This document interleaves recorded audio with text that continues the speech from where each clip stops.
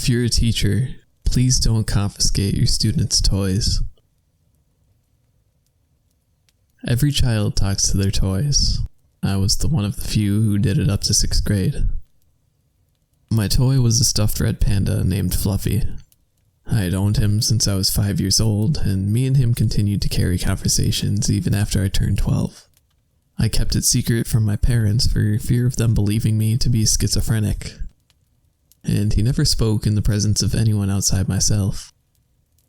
One day, Fluffy asked me to take him to school to see what I did. I told him that my teacher, Mr. Armstrong, had a strict no toys policy in his classroom and confiscated any toys the students brought in. He promised he would stay hidden in my backpack, which was enough to convince me. The next day, I carried my backpack to my classroom with Fluffy shoved inside. However, I guess I hadn't zipped it up completely because a girl named Lindsay reported to Mr. Armstrong that I had snuck a toy into the classroom. Mr. Armstrong opened up my backpack, pulled out Fluffy, and put him in the closet along with all the other toys he had collected over the years. I was crushed. I spent the whole day depressed that my best friend was gone, to the point where I couldn't pay attention during any of my classes. But when I went home and entered my bedroom that night, I was surprised to see Fluffy sitting on my bed. "How did you escape from the closet?" I asked. Fluffy laughed. "I never told you this before, but I can do more than just talk." He lifted his furry paw and waved it a few times, something I had never seen him do prior to this. Then he stood up on his hind legs and walked to the other end of the bed and back. He began to dance in place as I stared in awe. "And this," he said, "this is my personal favorite trick." He leapt off the bed and landed at my feet. Then he began to grow. I stared in surprise as his limbs and torso stretched and elongated. In less than a minute, he was now my height. His arms and legs now had real fingers and toes instead of simple lines indicating where they were supposed to be. His bead eyes now had eyelids, sclera, and pupils that darted back and forth. His simple stitched mouth could now be opened, revealing lips, teeth, and a tongue. He looked like an extremely realistic fursuit. I stared at the red furry humanoid in front of me for what felt like an hour before he spoke. "I have another secret to reveal to you." He leaned his face over to my ear. His breath smelled like that of a dog's. "Whenever you're at school, I'm there too. I have a classroom that I myself am a part of." I laughed. "You can't be serious," I replied. "Where is this class? How come I've never seen you at my school before?" "It's a secret that not even the principal knows about. I'll give you instructions on how to get there tomorrow."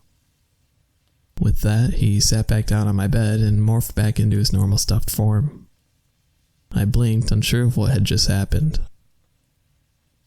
The next morning, I headed to school as usual, remembering the instructions that Fluffy had given me right before I left. Instead of heading to my classroom, I went to the elevator by the cafeteria. No one had used that elevator in years, and it was off limits to us students. After making sure no one was watching, and that the secretaries at the front desk were too busy typing on their computers to notice, I pressed the button to open it, stepped inside, and waited for the doors to close. I wiped dust off the buttons to see if I could find the one Fluffy told me to press. After finding it, I pressed the button and waited for the elevator to go down. After it stopped, the doors opened and I stepped out into the secret hallway. It looked just like the hallway upstairs, except empty and deserted. I walked down it until I came across the door that Fluffy had told me about. The one with the name Mrs. Rico written on it. I opened the door and entered the room. It looked just like a standard classroom with desks, a bookshelf, a closet, and a whiteboard. The only difference is that there weren't kids at those desks. At least, not human kids. They were all animals. Giant humanoid stuffed animals just like Fluffy had turned himself into. No two student was the same species. I saw a bear, a cat, a dog, a wolf, a rabbit, a unicorn, a sheep, a penguin, a monkey, and they were all just as surprised to see me as I was to see them. We stared at each other for quite some time, not moving or saying anything, until the door opened and in stepped a 6-foot-tall horse in a fancy dress. I presumed this was Mrs. Rico. "Good morning, class," she said before stopping mid-sentence and giving out a cry in shock upon seeing me. Her shock turned into anger, and she glared at me before grabbing me by the arm with her hoof-like fingers and dragging me over to the closet. "I don't know whose idea this was," she said as she opened the door and pushed me in, "but I hope I no longer have to remind you students that there are no humans allowed in my classroom." She closed the door before I could get out. The light from beneath the door was the only thing illuminating the foul-smelling closet I was in. There was no knob on the inside of the door, so there was no way for me to get out on my own. I banged on the door and demanded either the teacher or one of the students let me out. But I guess the door was soundproof because nobody seemed to hear me, and I barely heard anyone outside. I leaned back and let out a frustrated sigh before I felt my arm touch something. Something cold and disgusting. Something dead. I turned around and cried out in horror. The dim light was just enough that I was able to make out the rotting and grisly sight in front of me. I saw faces with their eyes, noses, and cheeks rotted away. I saw worn clothes that still had name tags on them.